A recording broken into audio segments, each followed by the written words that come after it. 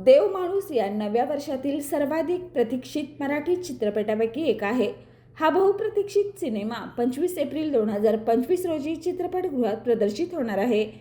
तेजस देऊळकर दिग्दर्शित देव माणूस हा एक मल्टीस्टार सिनेमा असून ज्यामध्ये अभिनेते महेश मांजरेकर, रेणुका शहाणे, सुबोध भावे आणि सिद्धार्थ बोडके प्रमुख भूमिकेत दिसणार आहेत.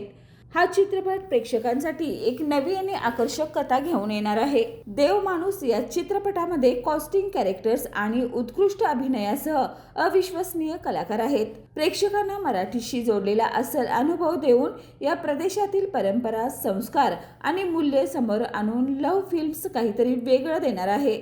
तर हा चित्रपट लवकरच प्रेक्षकांच्या भेटीस येत आहे.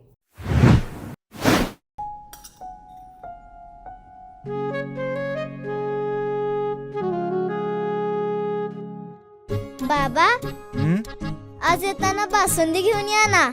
अगं, कालच आपण आईचा वाढदिवस होता म्हणून आणली होती ना. ऐकलं, गोकुळची बासुंदी पुन्हा खावीशी वाटतेय.